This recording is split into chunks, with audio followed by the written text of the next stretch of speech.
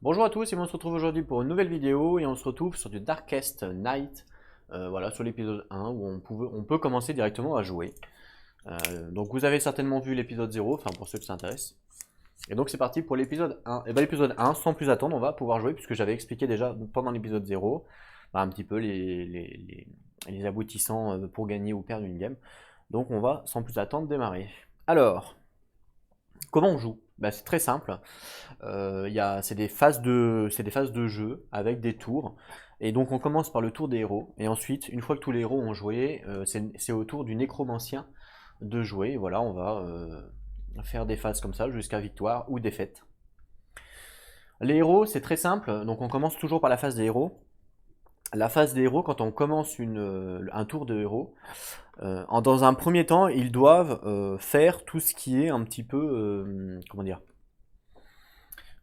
événements, tout ce qui se passe. Par exemple, s'ils démarrent sur la même case que le nécromancien quand ils commencent leur tour, ils doivent perdre un de furtivité. Parce que le nécromancien, il essaye, c'est comme l'œil de Sauron en fait, hein, il essaye de les chercher dans le lieu, et du coup ils perdent un de furtivité. Et si jamais ils n'ont plus de furtivité, ben dans ce cas-là, le nécromancien il va attaquer la personne. Donc c'est pour ça que la furtivité est très importante.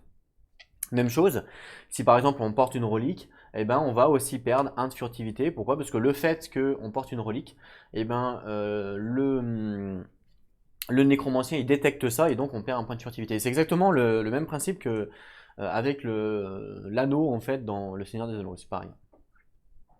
Donc là, une fois qu'on a fait donc tout ce qui était événement entre guillemets où on doit perdre de la furtivité par rapport aux nécromanciens, aux reliques, tout ça, on passe cette fois-ci vraiment aux éventes et on doit piocher une carte d'événement. Donc la carte d'événement que vous avez pu voir sur l'autre caméra.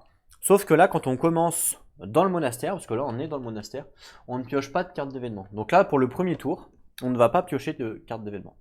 Et ensuite, une fois que l'on a pioché notre carte d'événement, on peut faire maintenant notre action. Et on a le droit qu'à une seule action par tour. Voilà, on n'a pas le droit à 50 actions. C'est pour ça qu'il y a des gens qui n'aiment pas ce jeu en multi, parce qu'ils ont l'impression de ne pas jouer. Parce qu'ils font qu'une seule action, et puis après c'est au suivant. Ce qui fait que des fois on va faire 2 ou 3 tours, où on a l'impression de rien faire, mais c'est simplement parce qu'on n'a qu'une seule action. Donc en solo, on a moins cette impression-là, parce qu'on joue 4 persos, donc on joue quand même, on fait quand même des choses. Mais c'est vrai que quand vous jouez à 4 joueurs, et qui contrôlent chacun un personnage, le fait de faire qu'une seule action, bah, vous imaginez, vous jouez un premier, vous faites un déplacement, puis après il y a tous vos potes qui jouent derrière, donc vous allez attendre un petit peu de temps. Donc on a l'impression de ne pas jouer. Donc c'est pour ça que il est pas très apprécié en multi ce jeu, plus en solo. Donc là on va pouvoir faire notre action. Donc quand on active un héros, on n'a pas de tour, c'est-à-dire on peut activer dans l'ordre que l'on veut, on peut les activer dans l'ordre que l'on veut, au choix par rapport à la stratégie qu'on veut mettre en place. Et après, quand on a fini donc notre action, on met fin à notre tour. Et là, à ce moment-là, on résout tout ce tout ce qui est fin. C'est-à-dire que si on est dans le même emplacement qu'un monstre, et ben, il va nous attaquer, etc., etc. Ok. Donc voilà, très simple. Je vous montre quand même la feuille d'aide pour le héros tourne. Alors, vous voyez, donc le tour d'un héros, on démarre. Donc voilà, on perd 1 de furtivité si le nécromancien est avec nous. Après, on fait les ventes, on fait notre action et après, on termine. Voilà, c'est très simple. C'est très très simple. Donc là, par contre, en termes d'action, il y en a quand même pas mal. On va essayer de la regarder ensemble. La première action que l'on peut faire, c'est on peut voyager. Ce qui est logique. Donc on peut se déplacer. Donc voilà, on peut faire un de déplacement. Et attention, quand on se déplace, on gagne un de furtivité. Ce qui est un petit peu normal, c'est que comme le nécromancien nous cherche, quand on reste dans un lieu trop longtemps, à un moment donné, on perd de la furtivité, il va nous découvrir. Et quand on se déplace, il repère notre trace et du coup on regagne de la furtivité. C'est pour ça en fait qu'on regagne un de furtivité quand on voyage. On peut se cacher dans un lieu, voilà, on peut faire une action de hide, se cacher. On va refresh nos pouvoirs en fait. Et on va gagner un de furtivité parce qu'on se cache. Par contre, attention, vous voyez, up to 5, ça veut dire jusqu'à 5 max. On ne peut pas aller au-delà. On peut attaquer, donc on peut attaquer un blind, ou le nécromancien. Et si jamais on le détruit, enfin, de toute façon, qu'on le détruit ou qu'on le détruise pas, on doit perdre un de furtivité. Pourquoi on perd un de furtivité? Qu'on le tue ou qu'on le tue pas? C'est parce que comme c'est le nécromancien qui met les blinds en jeu, il sait exactement ce qui leur arrive. Donc quand vous tuez un zombie dans la forêt, Lui, c'est exactement que vous avez tué un zombie dans la forêt, parce que ils sont liés en fait. Voilà, ils sont liés parce que ils sont mis en fait. Et c'est lui qui les met. Donc il sent un peu tout quoi. Donc quand on tue ou quand on tue pas, remarque, et ben on perd un de furtivité parce qu'il sent qu'il se passe quelque chose. Voilà. On peut rechercher dans le lieu, faire une action de fouille en fait. Donc là, les difficultés de fouille sont écrites, comme j'avais dit dans l'épisode 1, donc sont écrits sur la map. Donc là, par exemple, on a 4 de difficultés dans la forêt. On peut méditer pour gagner un spark. Les sparks, ça sert à quoi? En fait, les sparks, c'est très simple. Les sparks, c'est des petites étoiles comme ça. Voilà, ça c'est un spark. Et ça sert à quoi? Bah, ça sert à simplement que si je le défausse, je gagne plus 1 dé sur le lancer de dés que je fais. Voilà, tout simplement, rien de plus. Ensuite, on peut faire des actions par rapport à nos cartes. Des fois, vous avez vu, il y avait des cartes où c'était écrit, bah, pour une action, on fait ça. Bah voilà, une action par rapport à carte. Et on peut donc récupérer, tenter, en fait, récupérer une relique. Par contre, pour pouvoir récupérer, il faut dépenser 10 indices, donc ça, on le savait. Voilà, ça, c'est une action possible. Et on peut seulement au monastère, on peut prier, qui va nous servir, en fait, à roll 2D. Et pour chaque 3+, on va gagner un point de vie. Donc voilà, le prier au monastère nous sert potentiellement de gagner des points de vie. Ok? Donc voilà toutes les actions que l'on peut faire. Voyager, se cacher, attaquer, rechercher, faire une fouille, méditer, faire une action par rapport aux cartes, récupérer une relique, mais bon là c'est pas tout de suite, et ensuite prier. Ok? Donc voilà, c'est tout simple, hein, les actions que l'on peut faire. Donc nous on va activer qui? Donc là on a vu déjà que sur le plateau, on a des ennemis de partout. Ce qui serait cool, c'est qu'on arrive à fouiller, parce que là, comme je vous ai dit, l'ultime objectif pour nous au début, c'est d'essayer de monter nos objectifs, enfin nos indices à 10. Parce qu'une fois on est à 10, on peut prendre une relique. Et potentiellement soit après partir en combat contre le nécromancien, soit aller au niveau récupérer d'autres reliques. Donc dans tous les cas, il nous faut des indices. Pour avoir des indices, ben, il va falloir qu'on trouve des mystères. Et pour trouver des mystères, c'est justement le petit livre que l'on voit ici. Donc il va falloir qu'on fouille pour trouver des mystères. Donc on peut fouiller dans tous les lieux. Mais dans tous les lieux, il n'y a pas des mystères. Il y en a dans la forêt, il y en a dans les ruines, et il y en a dans la montagne des mystères. Vous voyez, là on peut voir, il y a un petit symbole, il y a les montagnes. Parce que dans le... Ah, il y en a dans le village aussi, pardon. Dans le village aussi. Parce que dans le château, il n'y en a pas. Par contre, on peut gagner quand même des sorts. Et dans les swamps, il n'y en a pas non plus, on gagne autre chose. Je sais pas exactement quoi, mais on gagne autre chose. Donc là, ce qui peut être intéressant, ce qui peut être même cool, ça serait qu'on termine, c'est qu'on se déplace par exemple, pour pouvoir au prochain tour, parce que vu qu'on n'a qu'une action, pour pouvoir au prochain tour essayer de fouiller. On est d'accord. Donc là, on va avoir 3 choix, hein, si on veut avoir des mystères, soit au village, soit à la montagne, soit à la forêt. De toute façon, c'est les 3 lieux qui sont généralement le plus près de nous, ce qui est logique. Déjà, il faut prendre en considération quelque chose. Il faut prendre en considération que le nécromancien, il va jouer aussi à ce tour. On est d'accord. Et comme il va jouer à ce tour, potentiellement, il peut se déplacer. Et il va se déplacer. Alors, soit il va se déplacer sur cette case-là, soit il va se déplacer là, soit il va se déplacer là, ou alors il peut rester sur place. Comment on va savoir comment il va se déplacer? En fait, on va lancer un dé. Et s'il détecte aucun héros, il va se déplacer suivant le nombre que l'on a lancé. Et si on regarde bien, on voit que sur un 1, il va aller ici. On le voit que sur un 3 ou un 5, il va aller au village. Et on voit que sur un 2, il va aller au swamp. On est d'accord. Et sur un 4 et un 6, il reste dans la même case. Ce qui veut dire que statistiquement, là on a une chance sur 6, là on a 2 chances sur 6, là on a aussi 2 chances sur 6, et là on a 2 chances sur 6. Donc statistiquement, il a quand même plus de chances de rester sur cette case ou d'aller au village. Hein, parce que là il y a 2 faces, et là il y a 2 faces sur un D6.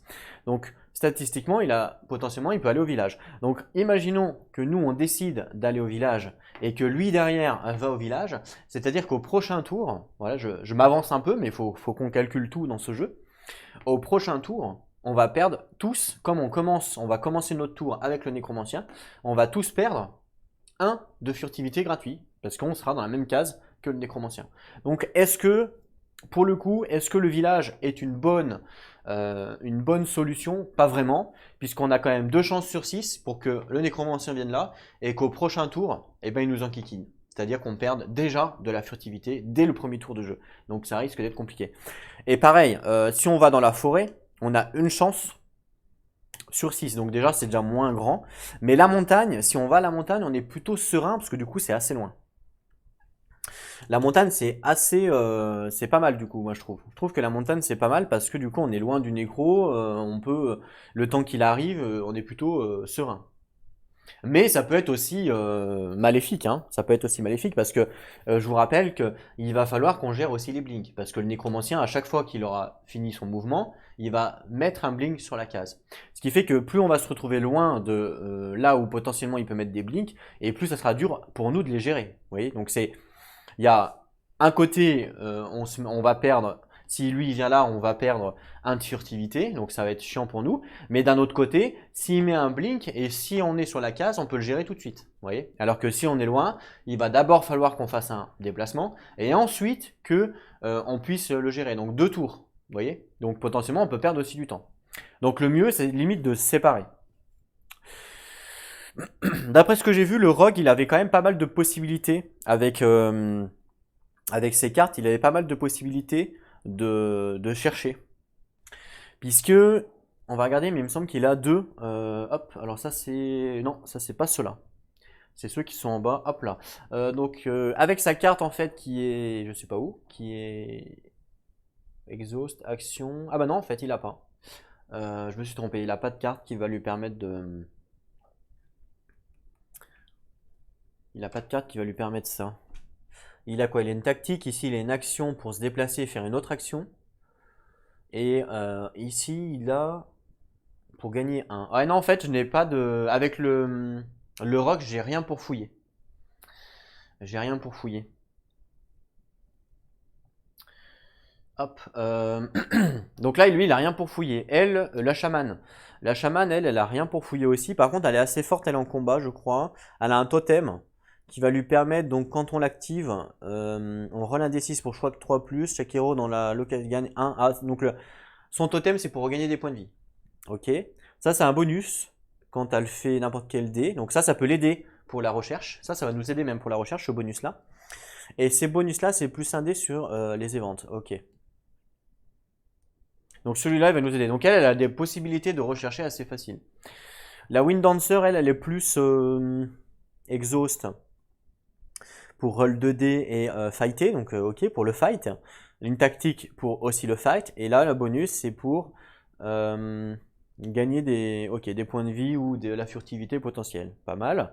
Et puis, donc, la Knight, c'est plus pour, pareil, elle a des actions pour fight. Donc là, en termes de recherche, on n'est pas top, à part la chamane. Donc la chamane va aller rechercher en premier.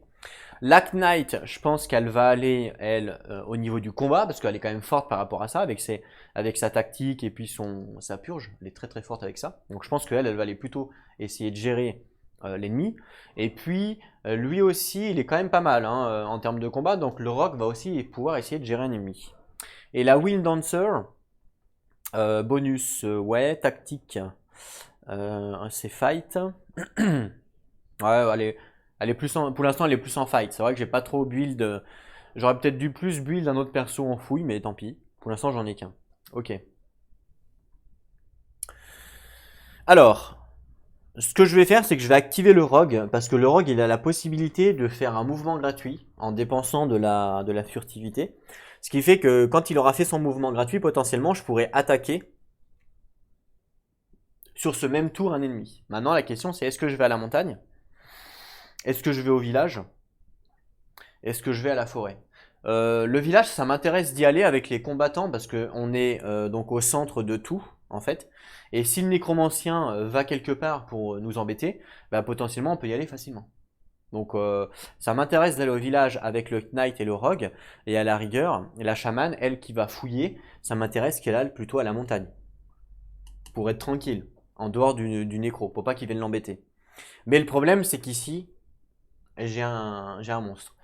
Donc il va falloir que j'envoie un combattant ici pour qu'il gère le monstre, et puis un combattant dans le village. Donc je vais envoyer le rogue. Alors, c'est les mêmes. Là il y a un zombie qui est à 5-3. Et ici, on a un shade qui a 3, 5. Donc c'est la même chose, sauf que c'est inversé. Hein. Peu importe, on va essayer d'aller tuer le zombie qui est là. Donc, ce que je vais faire, il va faire son action de carte ici.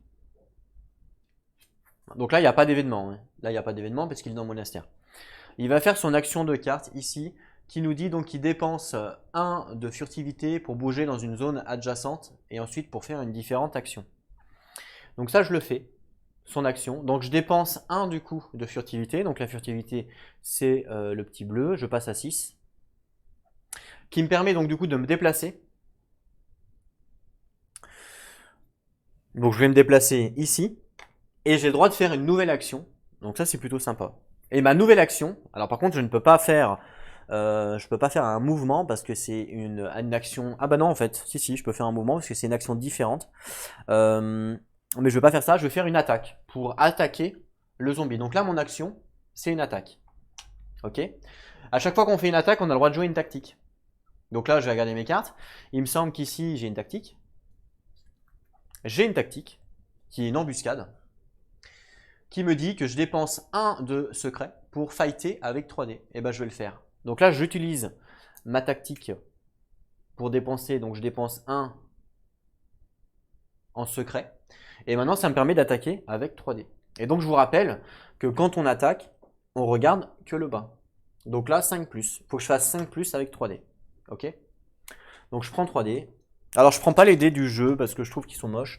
Et en plus, ils sont carrés, j'aime pas. Je vous montre les dés du jeu, comment ils sont. Ils sont comme ça, les dés du jeu. Alors je les prends pas. Alors pourquoi je les prends pas? Parce que déjà ils roulent mal. Parce que les dés carrés, j'aime pas, ils roulent mal. Voilà. Puis en plus, je trouve qu'ils sont pas très beaux. C'est personnel. Hein. Y en a qui peuvent les trouver beaux, moi je les trouve pas très beaux. Et ils sont carrés, donc ce qui fait que, ouais, vous voyez, ils roulent pas. Et j'ai horreur des dés qui roulent pas. Donc je vais utiliser mes dés à moi. Ceux-là, c'est ceux que j'utilise tout le temps. Ils roulent super bien dans ma main, de partout. Donc au moins, l'aléatoire est bien présent. Allez, je lance du coup 3 dés pour ce combat. Est-ce que vous êtes prêts? Attention, c'est parti. Faut que je fasse 5+. Et ben c'est réussi. Puisque je fais 2, 5. Mais bon, il n'y en a qu'un qui compte évidemment. Donc là, on a réussi. Donc comme j'ai réussi, et ben, qu'est-ce qui se passe? Et ben simplement, lui, il est mort. C'est-à-dire qu'il part du combat. Enfin, il part du champ de bataille. J'ai réussi à tuer les zombies. Et on n'oublie pas qu'après un combat, lui, il est tout le temps, il sait qu'est-ce qui se passe. Hein, parce que c'est lui qui les invoque, les zombies. Il sait ce qui se passe. Il se dit, oula, il se passe quelque chose dans le village. Il y a des zombies qui sont morts dans le village. Nous, on a protégé le village. Je le ressens. Donc, comme il le ressent, eh ben, on perd 1 point de furtivité. À chaque fois qu'on attaque, que l'on réussisse ou pas, on perd 1 point de furtivité. Donc, vous avez vu, la furtivité, ça va très vite. Hein. Lui, il a perdu 1 point pour se déplacer, 1 point pour attaquer, et 1 point pour le fait d'avoir attaqué justement. Donc en un tour, il a déjà perdu 3 points. Donc vous imaginez. Et après, il a un bonus qu'il peut utiliser n'importe quand, ici, qui nous dit exhaust n'importe quand pour gagner 1 de furtivité jusqu'à 7 max. Et ben je vais le faire. Exhauster, c'est quoi? Ça veut dire, hop, je retourne la carte. Donc je retourne la carte. Et je regagne 1 de furtivité, hop, jusqu'à 7 max. Je suis largement loin parce que je suis à 5. Et voilà. Et du coup, là, je peux mettre fin à son tour. Il a fait son action. Alors normalement, c'est une action, mais lui, du coup, grâce à sa capacité, il a pu en faire 2. Et du coup, fin de son tour. Et lui, il a joué. Et pour dire qu'un personnage a joué, c'est plutôt pas mal. Il y a donc des pions comme ça, des pions soleil, pour dire, voilà, j'ai pas joué. Et quand un personnage a joué, hop, on le met en mode nuit. Pour dire, voilà, j'ai joué. En plus, vu que je parle beaucoup pendant une vidéo, je vais peut-être des fois oublier quel personnage a joué. Donc c'est plutôt pas mal d'avoir des petits tokens pour s'en rappeler. Ça, c'est plutôt sympa. Voilà pour le tour, par exemple, de mon rogue. Et ce qu'on a voulu faire a plutôt bien fonctionné. On a nettoyé le village, qui est plutôt maintenant clean. Maintenant, je pense que je vais activer mon Knight pour aller au niveau de la montagne, pour essayer de protéger, comment elle s'appelle, la chamane. Quoique je pourrais aller au village hein, maintenant. C'est vrai que maintenant que j'ai libéré le village, je vois pas pourquoi j'irais pas au village. En plus, la difficulté du test au village de Cherche, elle est de 3. Donc ouais, c'est vrai que je pourrais peut-être changer mon fusil d'épaule. Je me dis que comme j'ai libéré le village, je peux peut-être aller au village. Parce que si je finis mon tour avec lui, automatiquement, si je rate mon dé, il va me faire perdre un point de vie. C'est un peu bête de perdre un point de vie comme ça gratuit quoi. Faudrait essayer d'avoir un tour d'avance comme lui là. Parce que de toute façon, ma guerrière n'a pas ça, hein, malheureusement. Donc ouais, potentiellement, ça serait peut-être intéressant que on vienne tous dans le village, comme ça on est centré, et s'il se passe des choses, ben on peut se dispatcher. Je pense que je vais faire ça. Je vais faire ça, et je vais profiter de mon rogue qui a la capacité justement de bouger et de faire une autre action pour essayer de éliminer les ennemis pour éviter de prendre des dégâts gratuitement. Je vais essayer, et on va voir ce que ça dit. Je promets rien, évidemment. Donc là, ce que je vais faire, c'est que je vais activer mon Knight.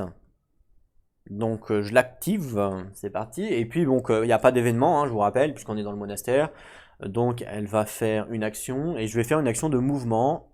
Donc elle est ici, je fais un mouvement ici et fin de son tour. Voilà. Et donc je retourne le token de fin de tour. Donc là voilà, je vous ai expliqué un petit peu comment ça se passe. Après évidemment, je vais aller beaucoup plus vite, hein. Je ne vais pas passer 20 minutes pendant un tour évidemment.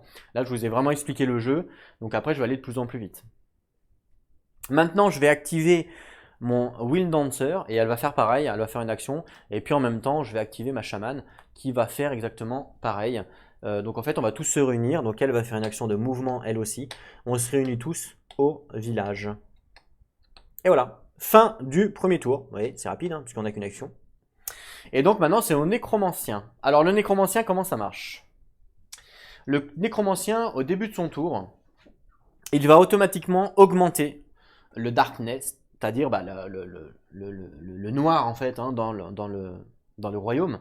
Donc il va augmenter de 1 à chaque fois qu'il commence à jouer. Il augmente de 1. Et si jamais il arrive à 10, il va gagner un pouvoir supplémentaire. S'il arrive à 20, il va gagner un pouvoir supplémentaire. Pareil à 25 et à 30 pareil, etc. etc. Plus on va avancer dans le temps, et plus ça va être compliqué. Donc ça c'est la première chose qu'il fait à chaque fois, il augmente le darkness. Ensuite, il rajoute à chaque fois un marqueur de temps sur les pions quêtes. Pour l'instant, on n'a pas de pions quêtes sur le champ de bataille. Ça veut dire que quand il va y avoir des quêtes sur le champ de bataille, enfin sur le royaume, elles vont être limitées. Et on va avoir donc du temps limité pour la réussir et également on va avoir donc du coup une récompense. Par contre, si on la rate, on va avoir des malus. Ensuite, donc là, on n'a pas de quête, donc on passe. Ensuite, il doit faire son mouvement. Et pour faire son mouvement, avant de savoir où c'est qu'il va se déplacer, déjà on doit savoir si oui ou non il va détecter des ennemis. Enfin des ennemis pour lui, mais du coup pour nous c'est des héros. Il va détecter des héros. Donc ce qu'on fait, c'est qu'on lance un dé pour savoir le score de détection. Et en même temps, s'il ne détecte pas des héros, ça va être son score de mouvement. S'il détecte des héros, bah voilà, c'est juste le score de détection. Donc là on lance le dé pour savoir s'il détecte ou pas. Et il fait 6. Pour savoir s'il détecte, il faut que les héros en furtivité, ils aient moins, donc là pour le coup c'est 6, donc il faut qu'ils aient, c'est moins ou plus, c'est moins, il faut qu'ils aient moins de 6. Donc là elle a 6, mais là on est égaux, quand on est égaux, c'est avantage aux joueurs, donc il ne détecte pas, donc le nécromancien ne détecte pas mon Wind Dancer, parce que on est à 6. Le chaman, il ne se fait pas détecter parce qu'on est à 7. Le Knight ne se fait pas détecter parce qu'on a un 6. Par contre, le Rogue, lui, il se fait détecter parce qu'il a 5. Donc lui, il se fait détecter. Donc là, comme il se fait détecter, obligatoirement, le Nécro, il veut se rapprocher en utilisant le chemin le plus court vers un héros le plus près, vers un héros qu'il détecte. Donc là, il détecte le Rogue, parce qu'il a 5 de furtivité et que lui il a fait 6. Et donc automatiquement, hop, il se déplace ici. Voilà, c'est ce que je vous disais, c'était un peu le risque. C'était un peu le risque, mais bon, tant pis, on l'a pris, et bien on s'est fait avoir. On avait une chance sur 6 qui nous détecte, mais il nous a détecté. Donc là, il vient ici. Ce qui fait qu'au prochain tour, automatiquement, mes héros vont tous perdre un point de furtivité. Donc ça peut être pénible, parce que normalement, on n'aurait pas dû, mais tant pis, on a pris le risque et ben on s'est fait avoir. C'est tout ce qui se passe, il n'y a rien de plus, c'est pas parce qu'il le détecte que voilà, c'est tout, c'est juste qu'il va dans sa case et qu'au prochain tour, comme on va se faire activer avec lui à l'intérieur, bah, ça va être pénible pour nous. Donc fin de son mouvement. Et ensuite, la dernière phase du nécro, c'est qu'il va ravager entre guillemets le royaume et il va remettre un blind. Comment on sait quel blind il met? Je prends une carte map, une nouvelle carte map, et je regarde où il se trouve. Donc là, il se trouve au village. Donc je regarde la ligne village, village ici, et on voit par exemple qu'il met un crow, donc c'est des corbeaux, c'est des ennemis. Donc là il met des corbeaux dans le village. Donc la carte je la défausse, je vais chercher les corbeaux. On va regarder un petit peu, donc pareil pour s'en débarrasser c'est 5+. Alors là il n'y a pas de test, quand eux nous attaquent il n'y a pas de test de combat, on est obligé de les faire en esquive, on ne peut pas les taper, hein, c'est qu'ils sont trop petits, ils vont trop vite. Et on lose 2 de furtivité si jamais on fail notre test d'esquive. Et quand on veut les tuer, par contre, on fait un 5+. Si jamais on rate notre 5+, on doit lose une furtivité, parce qu'ils nous détectent les corbeaux. Enfin, des corbeaux et des chauves-souris, hein. C'est des corbeaux. Donc, hop, il fait spawn des corbeaux dans le village. Et fin du tour du nécromancien. Voilà, c'est tout. Tout simple. Donc vous avez vu en fait que c'est un jeu qui va jouer très très vite.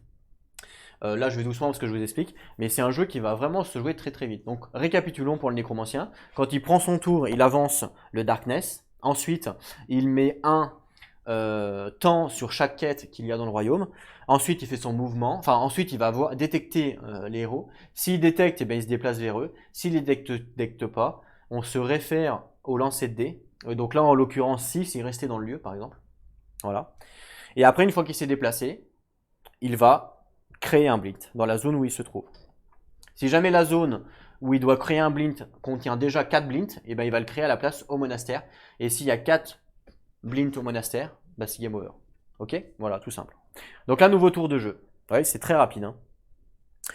Donc là, encore une fois, on va devoir activer celui qu'on veut en premier.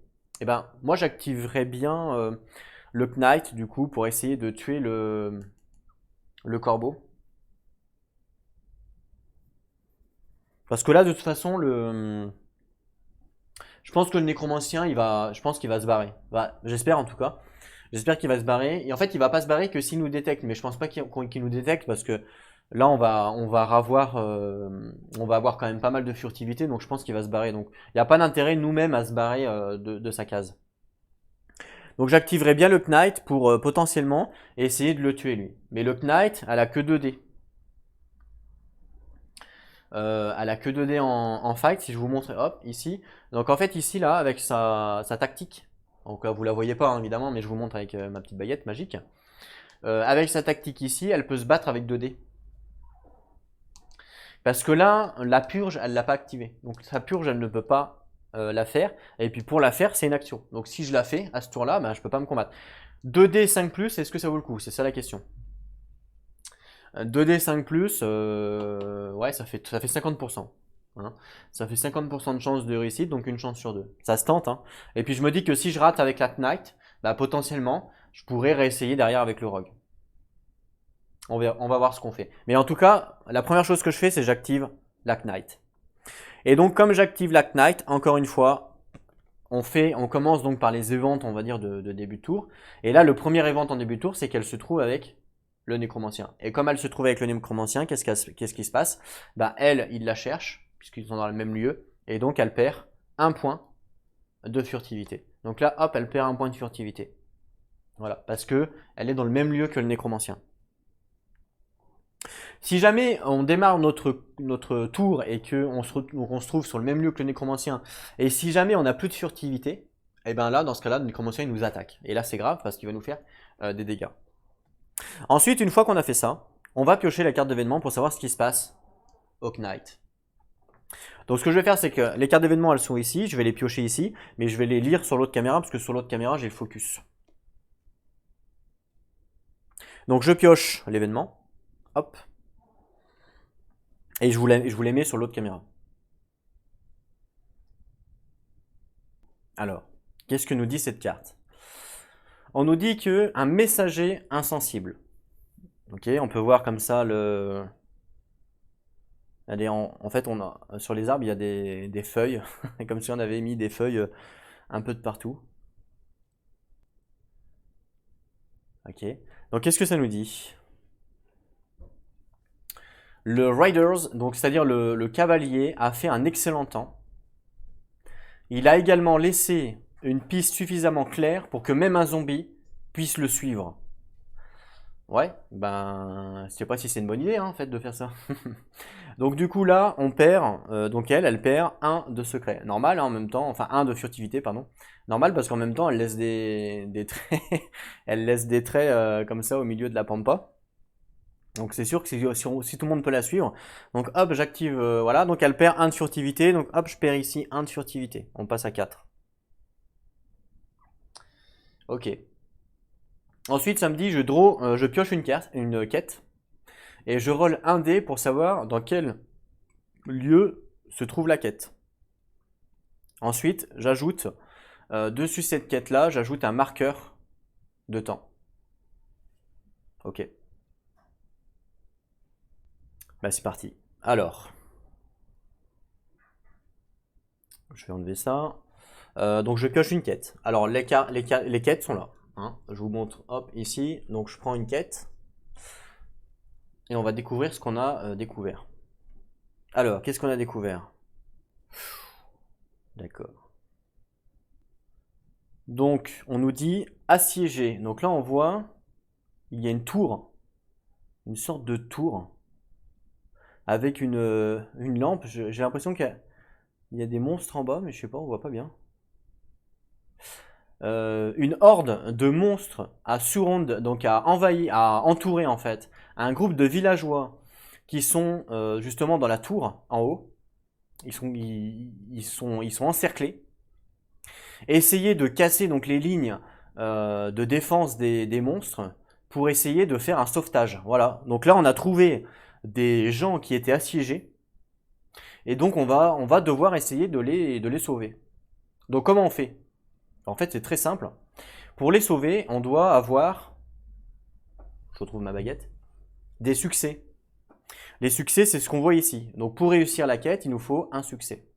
Et ici, c'est le temps, ce que je vous disais, que le nécromancien, il met des temps à chaque fois. C'est-à-dire qu'on va avoir potentiellement 3 tours, parce que nous, on va devoir en mettre un tout de suite à cause de l'événement que le chevalier, il a laissé des empreintes. Donc là, on va avoir 3 tours pour finir cette quête. Bon, ça va, il faut qu'un succès, mais des fois, il en faut plus. On nous dit que quand on est dans le lieu où il y a la quête, on peut faire une action. Et cette action, c'est en combat, donc contre la horde de zombies. Et si on fait un 5+, eh ben, pour chaque succès, donc pour chaque 5+, on va gagner un de succès sur la quête. Bon, là, il en faut qu'un. Donc, il n'y a pas besoin d'avoir 55+, mais il faut en avoir un minimum pour réussir la quête. Si on complète la quête, si on la réussit, tous les héros vont gagner un point de vie, donc ça peut être pas mal. Par contre, attention, si elle expire, donc ça veut dire que si le temps arrive à 4 et que on n'a pas eu le temps de la finir, eh ben on va perdre, donc ça c'est le Darkest, donc on va perdre un tour de jeu. Ça en fait, c'est ça, c'est la piste que vous voyez en bas, c'est la piste ici. Donc là on va perdre un tour de jeu parce qu'on n'a pas fait la quête, ok? Donc ça peut être assez grave. Donc là on a vu ça, enfin la guerrière a vu ça quand elle a fait son message, quand elle a voyagé comme ça dans les bois avec son message où tout le monde peut la suivre. On va lancer un dé pour savoir où c'est que du coup elle a vu la tour avec les gens comme ça qu'il faut aider. Et à chaque fois qu'on lance un dé pour définir un lieu, on prend toujours par rapport au village. Et on se base toujours par rapport au village. Donc je lance un dé pour savoir. C'est parti. Dans quel lieu elle a vu ça? 4. 4, on va regarder au niveau du village. Alors 4, donc là c'est 3, là c'est 2, là c'est 5. 4 c'est dans le château. Donc aux abords du château, elle a vu une tour qui est assiégée par des monstres qui entourent la truc. Donc hop, la quête, je la mets ici. Et donc pour pouvoir la faire, il faut maintenant aller dans le château. Ok? Donc ça, là on a résolu. Donc on a fini son événement, elle. Donc ça, je la défausse. Et maintenant, vu qu'on a fini son événement, bah, je peux faire son action. Alors, soit du coup, alors là, du coup, ça change quand même la donne parce que cette quête-là m'intéresse. Ouais, quoique, elle m'intéresse. En fait, on gagne un point de vie. Ouais, ça peut être intéressant de gagner un point de vie, mine de rien. On n'est pas à l'abri. Donc c'est vrai que ça peut être intéressant. Par contre, il faut un 5+ en combat. Donc autant vous dire que c'est quand même assez compliqué. Mais on peut peut-être envoyer la Wind Dancer, essayer de la faire. Pourquoi pas. Bon, elle va pas la faire à ce tour-là. Tiens, d'ailleurs, je suis en train de penser, je devais mettre un pion dessus, hein. On n'oublie pas que la cache, ils nous disent de ajouter un pion, un marqueur de temps dessus pour dire qu'il y a déjà du temps découlé. Donc hop, je mets un marqueur dessus. Il y a déjà un temps découlé. Non, c'est pas ça. C'est cela. Ce qui fait qu'il va nous rester que 3 tours pour pouvoir la faire. Ouais, ça va très vite. C'est un jeu qui va assez vite. Du coup là je pense que je vais rester sur ma tactique, hein. Je vais essayer de combattre les corbeaux parce que les corbeaux vont être assez chiants en termes de furtivité. Je vais rester sur ma tactique. Donc son action à elle va être de combattre les corbeaux. Donc là comme je combats, j'ai le droit d'utiliser une tactique. Et puis donc je vais prendre la tactique qu'elle a, donc c'est la charge qui est là. Donc la charge, donc voici sa tactique. Donc je fight avec 2 dés. Donc je vais faire ça.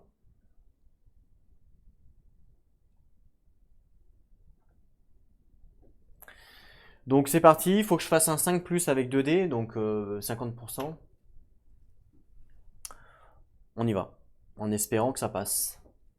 Une chance sur 2. Oh oui, c'est passé, puisque j'ai fait un 6. Donc là, comme c'est passé, qu'est-ce qui se passe? Bah pareil, je tue les corbeaux. Donc ils sont défaussés. Et encore une fois, lui qui a mis les corbeaux ici, bah, il le ressent ça, qu'on a tué les corbeaux. Donc je perds 1 de furtivité. Vous voyez, elle passe à 3 déjà, hein. Ça va très vite, hein. Quand le nécro est dans notre case, ça va très très vite, en espérant que le nécro fasse pas plus de 3. Bon, on verra. Elle était activée. Fin de son tour. On peut passer aux autres. Alors, je me demande du coup si je vais pas essayer d'aller faire la quête et puis essayer d'envoyer. Alors, autrement, je fouille. Voilà, avec le nécro. Tant pis. Mais bon, si je reste là avec le nécro, il va me faire perdre quand même pas mal de furtivité. Ça va pas être cool, hein. Clairement.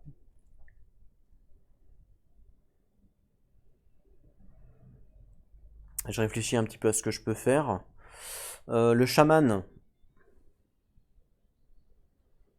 Ouais. La chamane, elle, avec son totem ici, elle va pouvoir me donner de la vie. Bon, c'est pas trop ce qui m'intéresse. Ici, elle a un bonus pour... elle pourrait fouiller, la chamane. La chamane pourrait fouiller. Ça serait intéressant de fouiller pour essayer d'avoir des quêtes. Enfin, pas des quêtes, des mystères, pardon. La Wind Dancer, elle pourrait à la rigueur faire un mouvement. Ah bah tiens, j'avais zappé, mais la Wind Dancer, elle a un...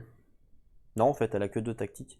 Elle a une tactique quand elle roll un dé, elle fight avec un dé, mais là, elle peut gagner des trucs. Et quand... ah ok, là, c'est une tactique pour... ok. Et là-bas, c'est quoi? C'est un fight. Donc effectivement, ça pourrait être intéressant qu'elle, elle a fait la quête. Mine de rien. Et puis le rogue, il faudrait qu'il aille avec elle pour l'aider. Dans ce cas-là. Je sépare le groupe en 2. Pourquoi pas. Donc ce que je vais faire, c'est que je vais jouer le rogue en premier. Ouais. Je pense que je vais jouer le rogue en premier. Je pense que ça me paraît bien. Donc du coup, le rogue, début de son tour, il commence avec le nécromancien. Et donc comme il commence avec le nécromancien, vous savez qu'on perd un point de furtivité. Il passe à 4. Obligatoirement, puisqu'il commence avec le nécromancien. D'ailleurs, je me suis trompé. J'ai pas mis le bon. Hop, c'est celui-là. Donc là, j'ai baissé sa furtivité de 1. Voilà, je l'ai déjà fait. Ensuite, événement. Donc là, je pioche une carte événement. Hop, nouvelle carte événement. Et donc, on va tout de suite découvrir ce qui se passe. Donc je vais enlever ça. On rencontre une liche. Regardez ça. Une liche. Horrible. On nous dit que l'air est rempli de magie un peu fétide. Vous voyez ce que je veux dire? On nous dit que du coup notre nez en fait on le sent, on se tord le nez quoi, en gros, pour le sentir, et on se brûle la langue. La lumière verte, il y a une lumière verte qui jaillit de son bâton. Voilà, ce qu'on voit ici. Et c'est un combat. On nous dit qu'on doit battre la liche. Et donc du coup, on nous propose soit du combat à 5, soit de l'esquive à 5. Et dans tous les cas, ça reste du combat. Et si jamais on se fail, si jamais on rate contre la liche, eh ben on va avoir un point. On meurt en fait, et donc un point de vie en moins, entre guillemets. Ok. On va tester ça. Alors, combat contre la liche. Alors, qu'est-ce que nous propose notre rogue en combat? Alors, en combat, lui, il a une tactique. Il peut dépenser donc un secret pour avoir 3D. Donc là, en fait, on me propose de dépenser un secret, pardon, un furtivité. C'est pas un secret, c'est un furtivité. On me propose donc de dépenser une furtivité pour avoir 3D pour ce combat-là. Mais, la furtivité, on a vu que lui, il en avait quand même vachement besoin, que là, on est quand même vachement, on est un petit peu mal barré. Donc, je vais préférer, tant qu'à faire, je vais préférer perdre un point de vie. Donc, je vais tester sans tactique. Je teste le test sans tactique à 1 dé, simplement. Puis, si je perds, tant pis. Donc, j'ai 33%, 5 plus. 6, bah, c'est réussi. Donc je ne perds pas de points de vie, donc c'est cool. J'ai pas utilisé de tactique et donc l'événement est terminé. On a réussi à battre la liche. Donc là maintenant j'ai son action à lui. Et puis bah, son action, alors est-ce que du coup on redépense la même chose qu'on a fait au premier tour? C'est-à-dire qu'on dépense ici donc une action, on dépense donc 1 de furtivité qui nous permet de nous déplacer. Et après, ça nous permet du coup de combattre contre le squeletton. Ça peut être intéressant de le faire. Donc je pense que je vais le faire. Donc je vais utiliser l'action ici pour perdre 1 de furtivité. Donc ça me dit de perdre de trucs pour bouger sur une location adjacente. Donc je bouge sur une location adjacente. Donc je vais au château. Je vais au château. Et là maintenant au château j'ai le droit de faire une nouvelle action. Du coup, alors, pour info, je vous ai dit, quand on fait un mouvement, on gagne un point de furtivité à chaque fois qu'on fait un mouvement. Mais là, du coup, comme lui, c'est pas réellement une action de mouvement, c'est plus une action par rapport à sa carte, eh ben, je pense qu'il ne gagne pas la furtivité.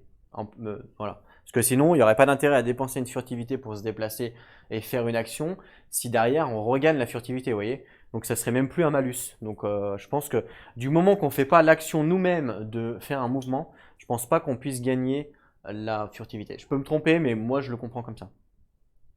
Donc là pour son action, maintenant il peut refaire une action, bah, je vais faire un combat, comme j'avais fait comme au tour d'avant. Donc je fais un combat, donc là en temps normal j'ai un dé pour faire un 5+, on a vu, c'est un combat contre des squelettes. Donc du coup, je vais utiliser sa tactique. Donc sa tactique qui se trouve ici. Et en fait, sa tactique nous dit que il peut dépenser donc 1 de furtivité pour gagner 3D. Alors, je ne sais pas si elle va vouloir faire le focus, mais voilà, il peut dépenser donc 1 de furtivité pour avoir 3D. Ok? Donc ça, on va le faire.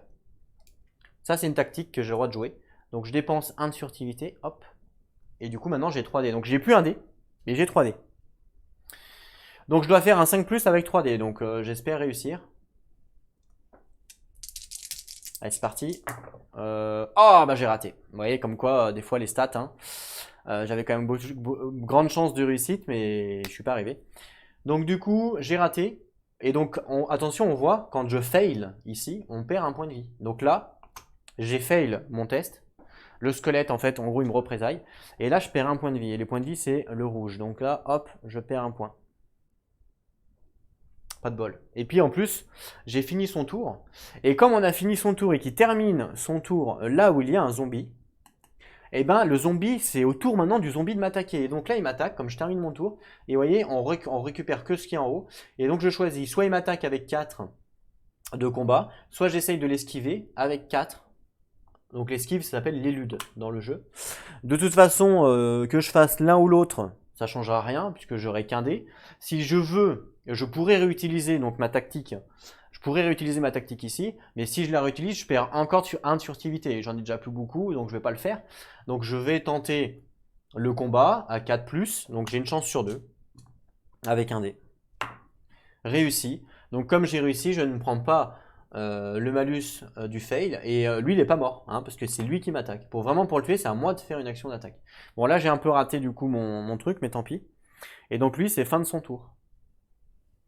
Maintenant je peux passer à un nouveau personnage. Donc je vais continuer à faire ce que je voulais faire, c'est pas grave.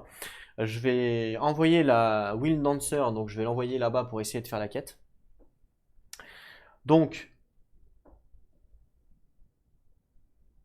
début du tour du Wind Dancer, elle perd 1 de furtivité puisque elle se trouve avec le nécromancien sur sa même case. D'accord? Donc là, hop, elle perd 1 en furtivité à cause du nécromancien. Parce qu'elle commence dans la même case que lui. Ensuite, je prends l'événement à résoudre pour elle. Hop, je pioche une carte événement qu'on va devoir résoudre. Qu'est-ce qu'on va trouver? Hop là, qu'est-ce que c'est que ça? C'est un hôtel. On trouve un hôtel. Alors je suis désolé pour les ombres, j'ai en fait j'ai des nouvelles lumières pour éviter de flasher les cartes et du coup ça fait quand même des petites ombres de temps en temps, donc je suis désolé pour ça. Voilà, petit aparté. Donc un petit hôtel. Alors pour information, ici le chiffre ici correspondrait en fait plus c'est élevé, plus c'est dur, plus l'événement est dur. Donc là 3, ça reste un événement raisonnable. On nous dit que c'est un vestige de l'ancien temps, entre guillemets, qu'il a donc des gravités qui sont âgées et négligées. Voilà, des sculptures, ouais, voilà. Je sais pas trop comment le traduire. Mais en gros, c'est négligé, quoi. Donc, qu'est-ce qu'ils nous disent de faire? Ils nous disent de lancer un dé. Et de prendre le plus haut. Bah oui, bah de toute façon, il n'y a qu'un dé. 4-5. Pur altar. Vous pouvez dépenser 1 pour gagner 1. Et donc on le purifie. Ou alors, on dépense 1 pour gagner plus 1. Ah ouais, ça c'est moins bien du coup. Ok, on va lancer un dé pour savoir ce qui se passe du coup. C'est parti, donc hop, on lance un dé. Alors elle a rien de, elle a pas de bonus par rapport aux événements. Je crois que c'est, non, c'est pas elle qui en a. Non, non, elle a rien du tout.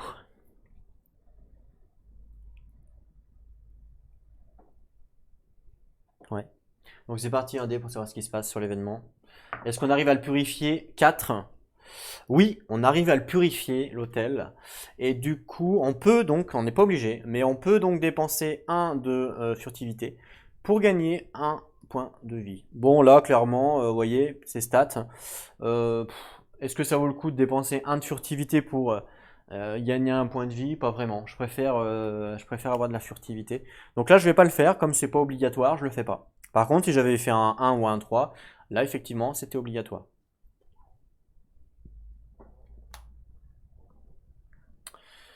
Ok, fin de son événement. Du coup, maintenant, c'est son action. Eh ben, écoutez, elle va, je pense, se déplacer. Hein. Je vois pas qu'est-ce que pour essayer d'aller faire la quête là-bas. Donc, elle va simplement faire une action de déplacement, tout bête. Eh ben, écoutez, elle va rejoindre le rogue, hop, ici. Voilà, donc ça, c'est son action. Et puis là, attention, elle finit son tour avec le squelette. Donc, elle doit forcément le combattre. Donc, soit elle fait un test de 4 en combat, soit elle fait un test de 4 en élude. Qu'est-ce qu'elle a comme bonus? Enfin, comme tactique plutôt. Alors ici, elle a une tactique qui lui permet de rouler donc un dé wind et ensuite de fight avec un dé, donc elle pourrait l'utiliser. Et ici, il faut exhaust. Donc à la rigueur, elle va utiliser sa tactique ici, donc qui lui permet donc de roll un dé. Vous voyez? Donc roll un dé et ensuite de fighter avec un dé. Donc là, je décide de faire un fight. Donc je suis à 4. Donc déjà, je roll un dé pour savoir ce qui se passe avec son pouvoir. 5. Son pouvoir nous indique à 5 que j'ai plus 1 dé. Je vois rien du tout avec les reflets. Plus 1 dé à 5, vous voyez. Donc, maintenant, elle se fight à 2 dés et plus à 1 dé. Donc c'est parti, 2 dés, il faut qu'elle fasse 4+. Bah c'est réussi, puisqu'elle fait un 5. Et comme c'est réussi, elle ne se prend pas le fail. Et par contre, le monstre n'est pas mort, hein, parce que c'est pas une attaque, c'est le monstre qui nous a attaqué. Voilà, c'est juste qu'elle a réussi et elle se prend pas le fail. Ok, fin de son tour. Il nous reste 2 personnages à activer. Non, il nous reste que le Knight, on l'a activé déjà? Je me souviens pas. Ouais, peut-être que oui. Alors, vous voyez, comme quoi que les, les pions, c'est utile. En fait, j'ai le pion qui est retourné ici du Knight. Donc, je me dis que je l'ai déjà activé. De toute façon, c'est simple, hein, on va compter. 1, 2, 3 événements. Effectivement, on l'a déjà activé. Bon, bah, ok. Je me rappelle même pas, vous voyez. Donc, comme quoi que les pions, c'est quand même très utile. Donc, il nous reste que notre chaman à activer. Notre chaman, j'aimerais bien qu'elle puisse fouiller, qu'on puisse essayer de profiter du fait qu'on puisse fouiller au village pour découvrir des mysteries, parce que les mysteries, c'est ce qui va nous permettre d'augmenter justement nos quêtes. Sans ça, on est perdu, quoi. Donc déjà, je l'active. Comme elle est dans le nécromancien, vous l'avez bien compris. Maintenant, je vais pouvoir essayer d'aller un petit peu plus vite. On perd 1 en furtivité. Donc elle est à 7, elle passe à 6. Voilà. Un event. Allez hop, je pioche une carte événement. Qu'est-ce qu'on a pioché? On nous dit Twilight, donc c'est le crépuscule. Voilà, regardez ça. C'est pas beau ça, hein. Le crépuscule. C'est une difficulté, c'est un event de difficulté 5, donc ça commence à être quand même assez élevé. On nous dit que le monde s'assombrit imperceptiblement, jour par jour. Ok. Et donc, il faut comparer nos points de vie pour savoir exactement ce qui va se passer. Donc, les points de vie, elle, on va regarder, elle est à 5, la chamane. Donc, 5, on est entre 0 et 14. Attends, 15, 24, sérieux là? Mais c'est pas possible. Ah non, pardon, je me suis trompé. C'est pas le symbole de point de vie, ça. Ça, c'est le symbole de la piste ici, là. La piste du Darkness. Voilà. Donc là, du coup, la piste de Darkness, on est à 1, nous. Donc 1, 0, 14. On exhauste un pouvoir. Ou on peut perdre 1 de furtivité. C'est soit l'un, soit l'autre. Alors, soit j'exhauste un pouvoir, soit je perds 1 de furtivité. En toute honnêteté, ça m'arrange pas d'exhauster un pouvoir.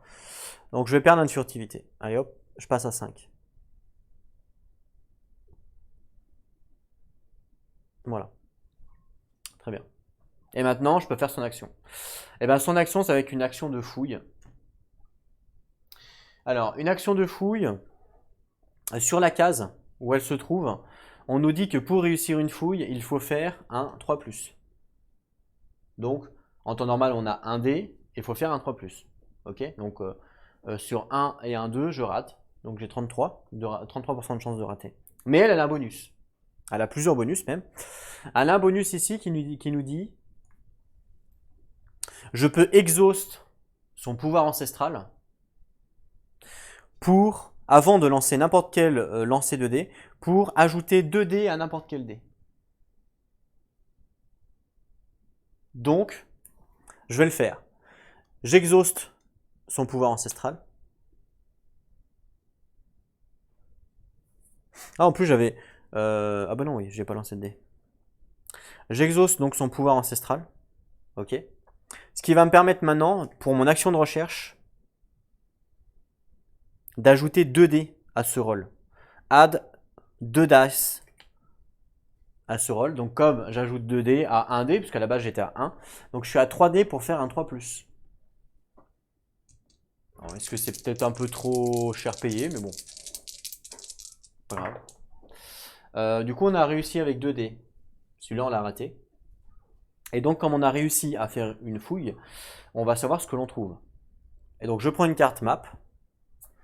Et la carte map, on a vu à gauche qu'il y avait le spawn des ennemis. Et bien à droite, il y a tout ce qu'on gagne justement sur les différents lieux. Et donc là, on se trouve au village. Et au village, on voit qu'elle gagne un coffre. Et qu'est-ce que c'est que ce coffre? On ne sait pas. On va regarder ça tout de suite. Le coffre, c'est un trésor chest. Et on nous dit, on peut à tout moment le discard pour piocher un nouveau pouvoir. C'est intéressant. Donc là, elle gagne un marqueur de coffre. Ce marqueur-là, potentiellement, elle pourra l'échanger à d'autres personnes si jamais elle ne veut pas l'utiliser. Ou alors, elle peut l'utiliser elle-même. Est-ce que j'utilise moi-même? Bah ouais, je pense qu'elle va le faire, hein. Elle va le faire tout de suite. Donc en fait, bah, je le défausse. Voilà. De toute façon, je ne compte pas l'échanger. Mais c'est ce qui est bien. C'est-à-dire que même si vous faites fouiller d'autres personnages, ben, vous pouvez après vous échanger les items entre vous, ce qui fait que vous n'êtes pas. Ce ne sera pas forcément toujours celui qui cherche qui sera EP à mort. Vous pouvez vous échanger le stuff. Donc ça, c'est cool. Donc là, du coup, qu'est-ce qui se passe? Je défausse l'item, ce qui me permet de piocher un nouveau pouvoir. Donc je prends un nouveau pouvoir et on va découvrir ce qu'on a. Je vais le mettre sur l'autre caméra du coup. Alors qu'est-ce qu'on a trouvé? On a trouvé un totem hippogriffe. Donc action activate durant la location, ok. Quand il est activé, donc chaque héros dans cette location peut bouger sur un autre lieu. Ça c'est cool. Et chaque héros peut bouger ici. Ah oui, c'est pas mal ça en vrai. Donc une action active, donc chaque héros dans cette location peut bouger dans n'importe quel ordre, et chaque autre héros peut bouger ici. Ok, c'est bien, c'est plutôt intéressant comme totem. Du coup on a gagné ça. Donc c'est un nouveau pouvoir. Donc par contre j'ai peur que à force d'avoir des pouvoirs on verra plus rien. Mais hop, si je serre un petit peu, on devrait le voir quand même un peu. Ouais, je vais serrer encore un peu là. Voilà, donc son nouveau pouvoir, son totem, sachant qu'elle en avait déjà un totem qui lui permet de regagner des points de vie si besoin. Donc là, ça peut être intéressant. Dans tous les cas, elle a fini son tour. Et donc là, tous mes héros ont joué. Voilà, sont tous passés en lune, hein. Ils ont tous joué. Donc là, c'est au tour du nécromancien. Donc le nécromancien, la première chose qu'il fait, on l'a vu, il augmente de 1 le temps. Ensuite, la deuxième chose qu'il fait, il remet un token de temps sur toutes les quêtes en jeu, parce que le temps c'est cool, hein. Donc hop, un deuxième temps, sachant qu'à 4, c'est HS, la quête est expirée. Ensuite, il lance un dé pour savoir s'il détecte oui ou non des héros. Encore? Oh là là, 6. Donc 6, il détecte le Wind Dancer, il détecte le Shaman, il détecte le Knight et il détecte le Rogue. Donc en fait à 6, il détecte tout le monde. Voilà, il a fait un gros jet. Et donc il doit se déplacer vers le personnage le plus proche en utilisant le chemin le plus court. Ben là, le plus proche avec le chemin le plus court, c'est lui ou lui. Il n'y a pas le choix, parce que là, c'est 0 de mouvement, alors que là, c'est 1 de mouvement. Donc vous vous doutez bien. Donc là, il reste ici. Voilà, il bouge pas, il reste là. Et il remet ici, du coup, un blind. Donc je reprends une nouvelle carte de map. On regarde au village ce qui se passe, et au village, on voit qu'il y a encore un monstre, un zombie qui spawn. Et non, j'ai énormément de monstres sur cette game. Alors des fois vous en aurez pas, des fois il y en a plein. Un nouveau zombie qui respawn ici dans le village. Donc là, le nécro, il remet un zombie.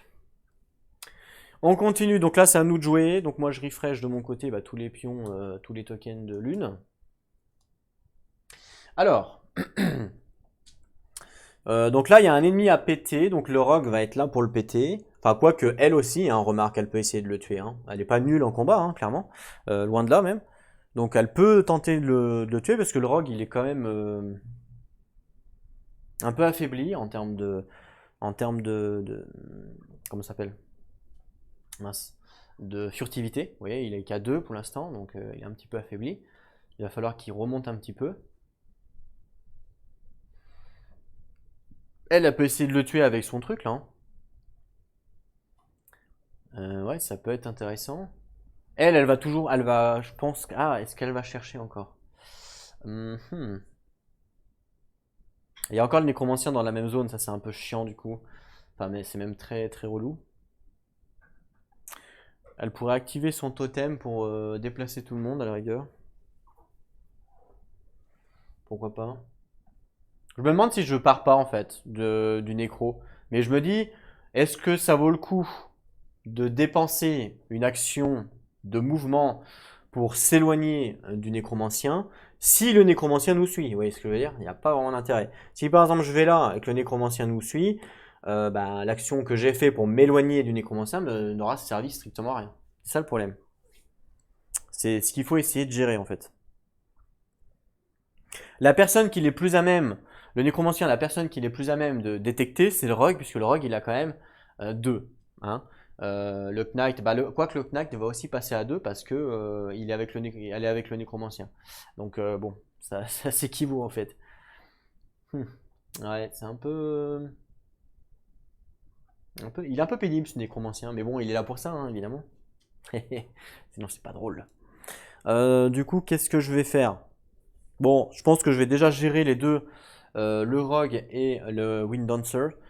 Je pense que je vais déjà les gérer en premier pour voir un petit peu ce qui se passe, voir un petit peu ce qui se passe, ouais. J'aimerais bien finir la quête ici.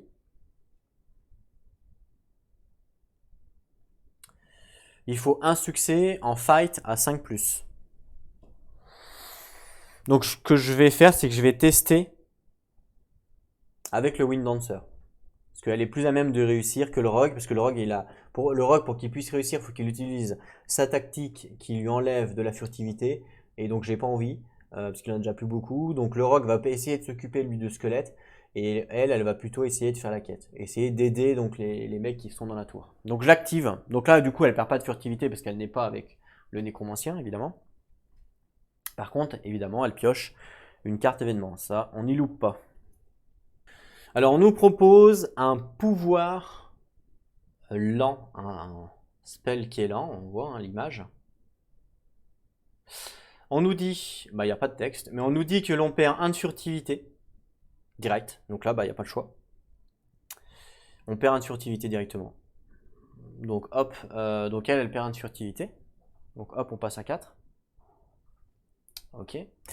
Et ensuite, on nous dit, ensuite, on peut dépenser 1 point de vie, ou on peut simplement discard cet événement. C'est comme on veut, pour un futur effet. Par contre, si jamais on dépense 1 point de vie, on roll un dé, et on prend le plus haut, c'est-à-dire 6. On détruit un blink de notre choix sur le board, donc ça c'est super fort. On peut piocher une carte pouvoir sur un 5.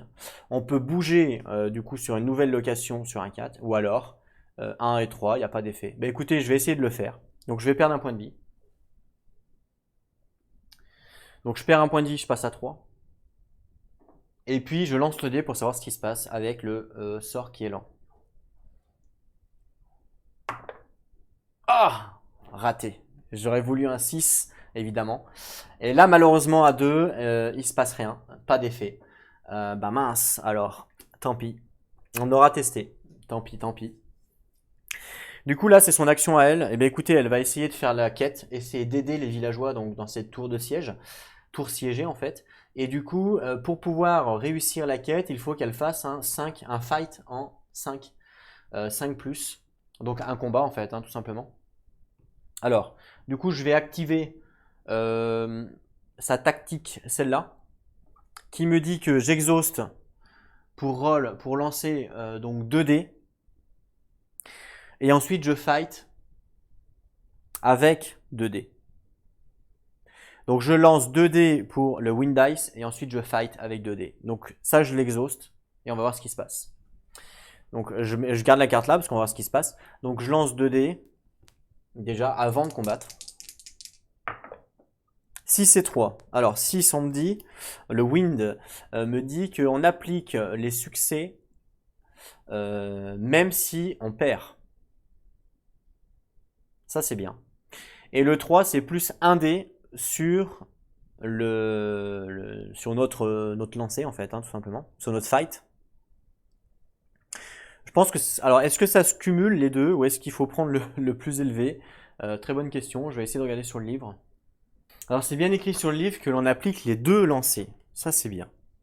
Ça c'est super. Donc là j'applique les 2, c'est-à-dire que j'ai +1 avec mon 3 là.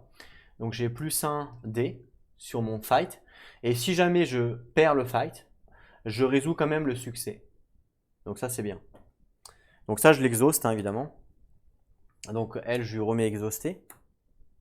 Maintenant qu'on sait ce qu'elle a fait. Et du coup bah, je lance mon combat. 2 dés, il faut que je fasse 5+. Oh, c'est réussi. Donc comme j'ai fait un 6. Donc comme c'est réussi, de toute façon même si je ratais, ça, ça marchait quand même. Comme je réussis, je mets un point dessus de réussite. Hop, et là automatiquement la quête du coup est réussie, puisque la quête nous dit quoi? La quête nous dit que quand il y a un point de réussite, et ben c'est un succès. Donc la quête, je l'enlève. Et on prend les récompenses. Et les récompenses, c'est quand on l'a complété, tous les héros gagnent un point de vie. Ça c'est cool. Donc je défausse la quête, on l'a réussi. Hop, et du coup tous les héros gagnent un point de vie. Donc elle gagne un point de vie. Le chaman aussi, enfin la chaman. Le rogue. Et le knight. Voilà. Et donc là, on n'est pas limité au défaut parce qu'on ne nous a pas dit défaut. Donc c'est vraiment un point de vie en plus, c'est ça qui est cool. Donc elle a réussi la quête, ça c'est vraiment bien. Du coup, elle a fini son tour. Malheureusement, comme elle a fini son tour avec un ennemi dans son lieu, elle est obligée de le combattre. Donc soit elle le combat, soit elle l'esquive. Elle, je vous rappelle qu'elle a une tactique. Quand elle fait un combat, donc elle va l'utiliser, hein, tactique. Elle roll un wind. Et ensuite, elle peut combattre avec un dé. Et puis, suivant ce qui se passe, eh ben, on gagne les avantages. Donc, eh ben, elle va le faire. Parce que c'est une tactique non épuisable, donc à chaque fois. Donc, je roll un dé pour savoir ce qui se passe. Un 6. Un 6, j'ai plus un dé pour le combat. Donc là, mon combat contre lui, donc 4 plus avec 2 dés. Et on voit que je fais 4, c'est réussi. Il me fait pas de dégâts. Bon, il meurt pas non plus, hein, puisque c'est lui qui m'attaque. Mais en tout cas, il me fait pas de dégâts. Et elle, c'est fin de son tour. C'est cool. Ensuite, je vais jouer lui, hein, tout simplement. Donc, je l'active. Alors, il perd pas de furtivité puisqu'il n'est pas dans le même lieu que le nécromancien. Vous l'aurez bien compris. Donc là, directement, je vais piocher une carte d'événement pour savoir ce qui se passe. Qu'est-ce qui se passe? Niveau 4, une tempête de sable. Une tempête de sable qui...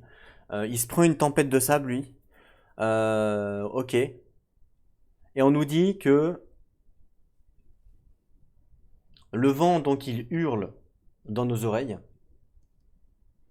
La saleté nous gratte les yeux. On tourne en rond, en fait, hein. On fait le tour, on tourne en rond, perdu dans la pénombre. Voilà ce qu'on nous dit, à cause de cette satanée tempête. On gagne 2 furtivités. Ah, ça, c'est super, par contre, pour lui. Ça, c'est clair. Je suis bien content de les gagner, parce que ça, c'est vraiment cool pour lui. Donc, on gagne 2 de furtivité. Donc, hop, je lui mets 2 de furtivité. Donc, 1, 2. Ah, c'est bien ça, mais je pense qu'il va y avoir un revers de médaille.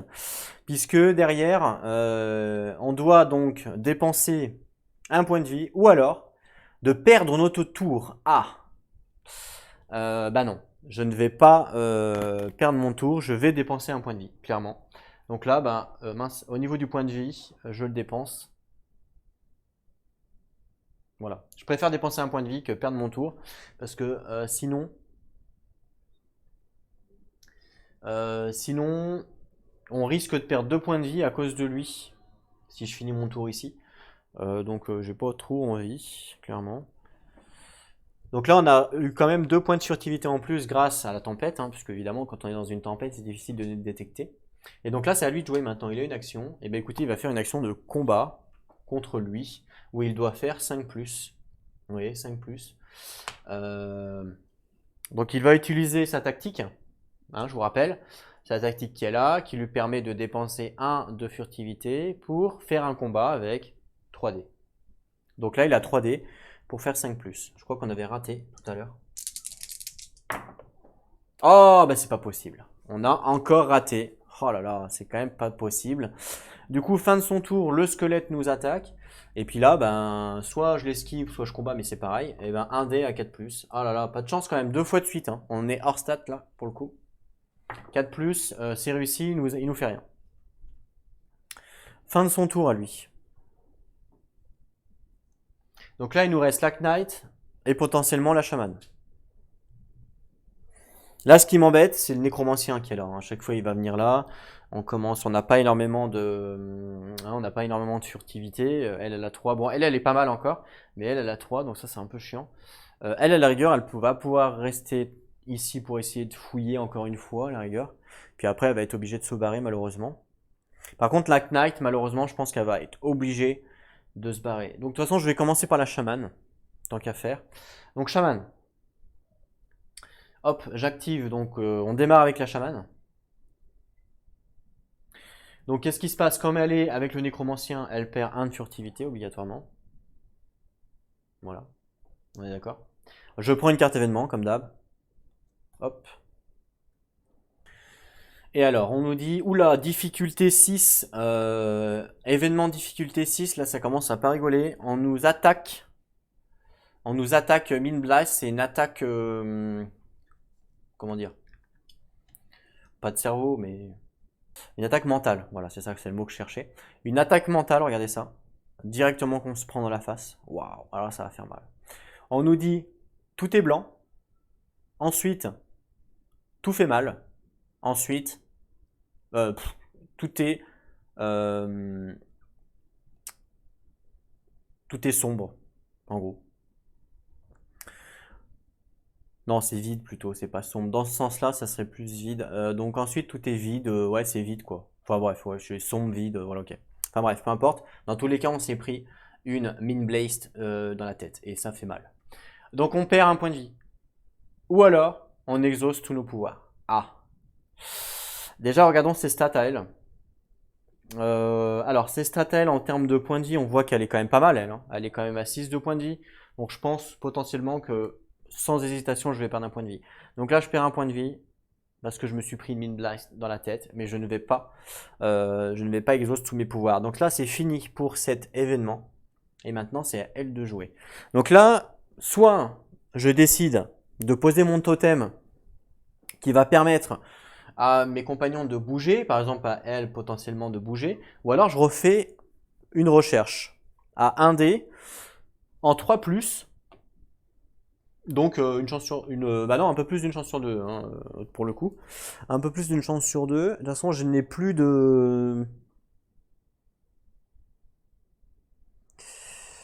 rien.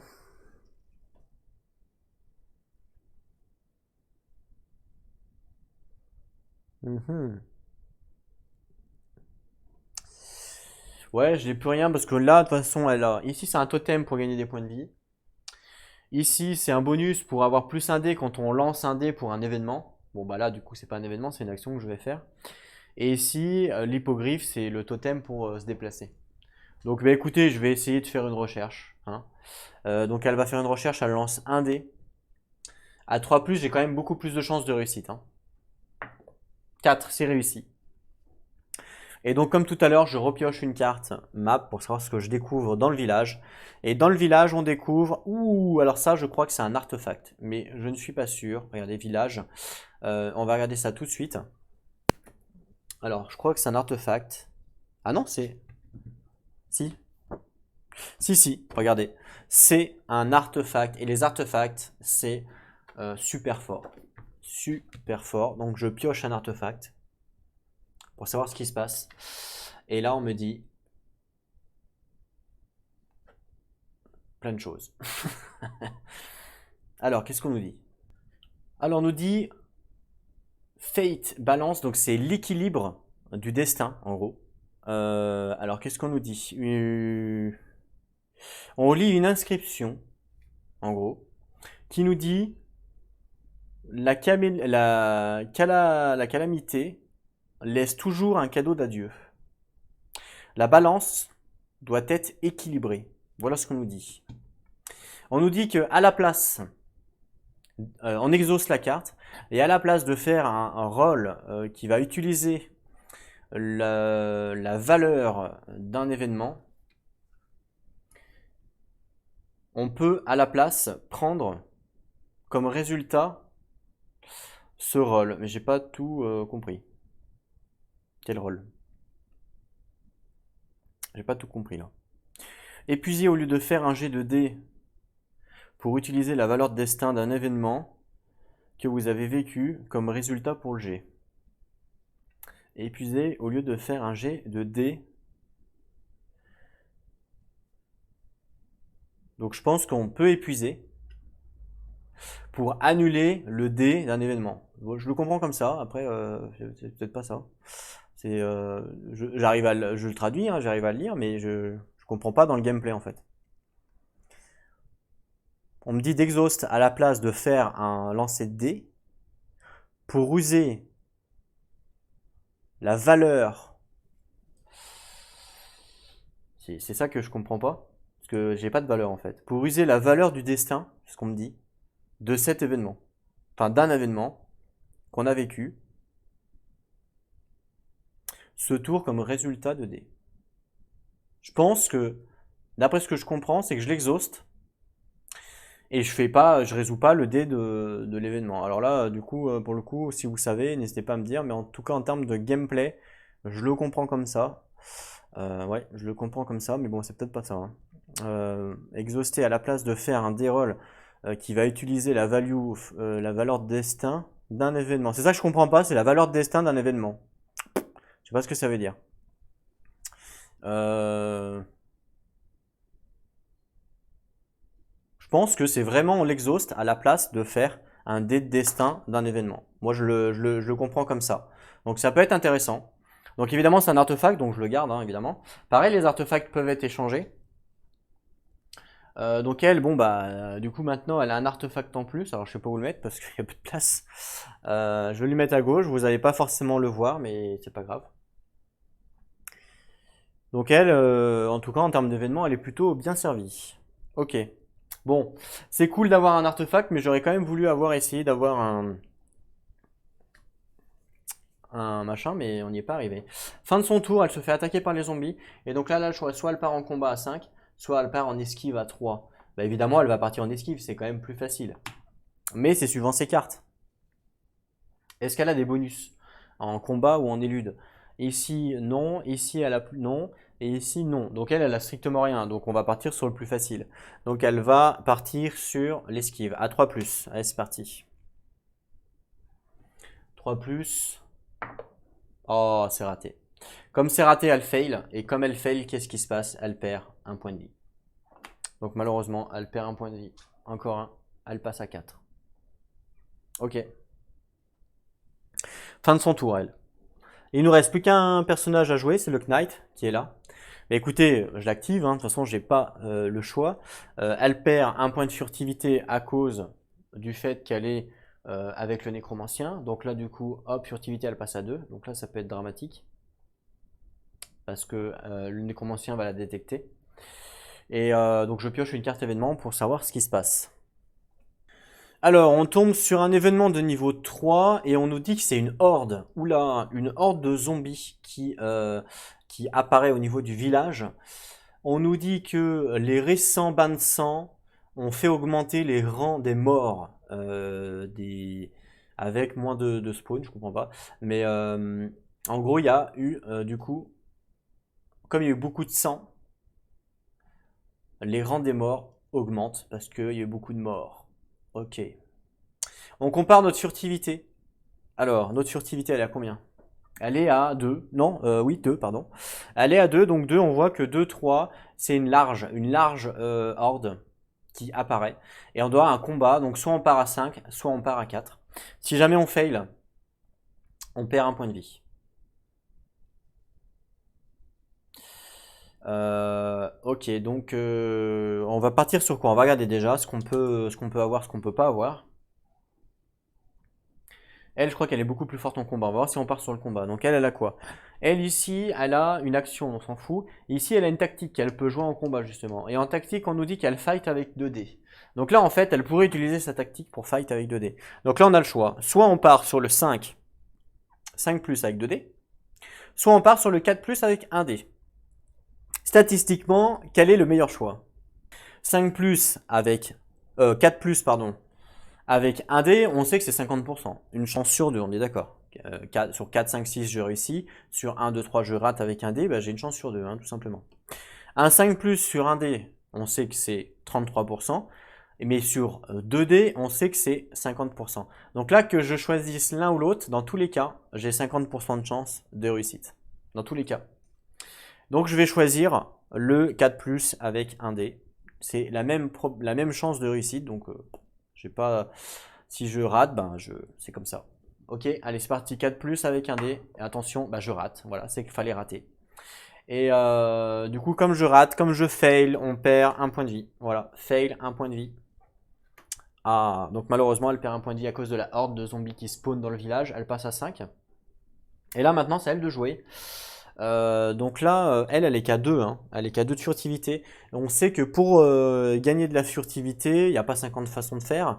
Il y a soit on voyage, soit on se cache. C'est tout. C'est tout, c'est tout. Donc, soit je voyage soit pour gagner de la furtivité, soit je me cache pour gagner de la furtivité. Voilà. Donc c'est soit l'un, soit l'autre. Et ce qui m'arrangerait à la rigueur,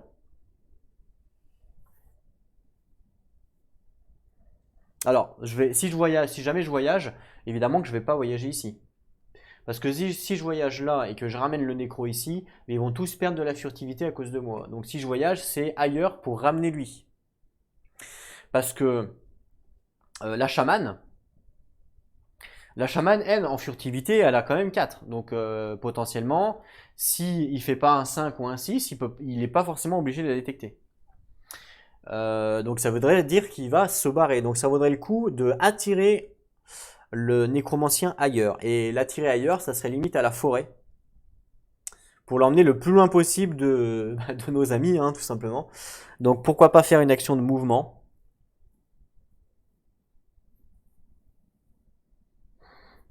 Pourquoi pas une action de mouvement. Alors est-ce que je vais dans les ruines? Les ruines c'est 4+, la forêt c'est 4+, la montagne c'est 4+. Bon, dans tous les cas, c'est 4+. Par contre, quand même, le squelette... Ah, le shade. Le shade est pas fort là-haut. Le shade est pas fort en termes de combat. Regardez, il a que 3. Et elle a 2D à 3+. Donc elle, potentiellement, elle pourrait aller avec le shade. Je pense que stratégiquement, c'est mieux d'aller ici pour combattre le shade en fin de tour. Parce que le zombie qui est là, il est quand même à 5+. En combat, et on sait que j'ai que 2D en combat en plus. Donc, bon, là, j'ai qu'un D à 3+. Et puis là, il y a 4+, pour potentiellement avoir 2D. Donc là, stratégiquement, c'est mieux d'aller en haut. Donc elle va faire une action de déplacement. Elle va se déplacer ici. Et comme elle se déplace, elle gagne +1 de furtivité. Alors, je sais pas sur les bons persos. Ils sont en bas, normalement. Voilà. Donc, +1 de furtivité. Je passe à 3. Et là, du coup, fin de son tour, elle doit se combattre forcément justement avec les fantômes. Et donc, elle va utiliser sa tactique qui lui donne 2D, hein, sa tactique qui est là, fight avec 2D. Donc 3+, 2D. Fin de son tour. Donc 2D, hop, 3, oula, 3+, je me suis trompé de caméra. Hop, allez, c'est parti, 2D, 3+. Normalement, je pense que c'est une réussite, j'espère en tout cas. Oh là là, double 1, n'importe quoi. Du coup, elle fail, et comme elle fail, elle perd un point de vie. Bon, j'avais quand même les stats de réussite, hein, encore une fois. Je suis hors stats, hein. Hop, allez hop. Un point de vie en moins. Ah bah vous l'avez pas vu parce que je me suis trompé de personnage. Excusez-moi. Mais du coup, je lui ai bien enlevé son point de vie, hein. Vous inquiétez pas, je viens de lui enlever ici. Et du coup, elle a fini son tour. Et donc là, tous les héros ont terminé leur tour. On peut passer au nécromancien. Donc le nécromancien, il débute son tour. On avance. La piste de track. Vous voyez que quand même, hein, ça avance assez vite parce que le nécromancien, c'est son 3e tour. Je n'ai pas encore un seul indice. Imaginez-vous, si vous voulez gagner avec les 3 reliques, il faut 30 indices, c'est quand même compliqué. C'est pas le fait de ne pas avoir fouillé, parce que j'ai quand même fouillé 2 fois et je n'ai pas eu encore une seule fois des cartes mystères qui me donnent des indices, justement. Il va peut-être falloir que j'essaye de fouiller avec d'autres pour multiplier les gains. On va voir. Donc on augmente la piste, ensuite on met des marqueurs temps sur toutes les quêtes, mais il n'y en a pas. Et ensuite on regarde s'il détecte un personnage. Donc je lance un dé. Oh mais c'est pas possible. Ça fait 3 fois de suite, que le nécromancien il fait 6. 3 fois de 6. Je suis maudit, c'est pas possible. Donc là, encore une fois, il détecte tout le monde, il détecte elle. Et donc, encore une fois, il veut aller au plus court, avec le moins de mouvement, ben il reste sur place. Et oui, il reste avec la chamane du coup. Il va pas voir la Knight, parce qu'il la détecte, il va pas chercher à faire un de mouvement, alors que là il en fait 0, c'est ça le délire. Donc je prends une map pour savoir ce qui spawn au village. Et au village, c'est une liche. On en a combattu une tout à l'heure. C'est encore un ennemi du coup. Là, ça commence à faire quand même pas mal d'ennemis au village. Il va commencer peut-être falloir à partir. Une liche, elle est là la liche. Parce que, évidemment, quand il y a un ennemi, ben, en fin de tour, on le combat. Mais vous vous doutez bien que s'il y a 2 ennemis, 3 ennemis ou 4 ennemis, en fin de tour, on va tous les combattre. Vous voyez ce que je veux dire? Donc, plus il y a d'ennemis, plus c'est risqué. Voici une liche. Bah, en fait, c'est la même qu'on a vue tout à l'heure avec sa flamme verte, là. Quand elle nous combat 5 et 5, c'est quand même assez fort. Et puis 5 pour la combattre. Ah ouais, c'est assez fort quand même la liche, hein. Donc là, il y a 2 ennemis, hein, dans le village. Il a pris vraiment d'assaut le village, le nécro. Ce qui fait que elle, quand elle finit, si elle finit son tour dans le village, elle va se faire attaquer par les deux. Donc autant vous dire que là, ça commence à être compliqué. Donc je pense qu'il va falloir qu'elle se barre sur le prochain tour. Mais je pense que je vais terminer cet épisode 1 ici. Voilà. Pour clarifier un petit peu, pour terminer un petit peu ce tutoriel. Je pense que dans les autres épisodes, je vais essayer d'aller un petit peu plus vite en termes de jeu, parce que là, j'ai été un petit peu doucement, parce que je vous ai expliqué un petit peu le jeu. Là, vous avez compris, je pense, enfin j'espère. Donc je vais essayer d'aller un petit peu plus vite. Par contre, je vous donnerai toujours mes réflexions, hein, c'est un peu le principe. En tout cas, je vous remercie à tous d'avoir regardé. J'espère que cet épisode vous aura plu. On se retrouve donc très bientôt pour une nouvelle vidéo. En attendant, prenez soin de vous et n'oubliez pas, jouez à vos jeux. Allez, à plus tout le monde.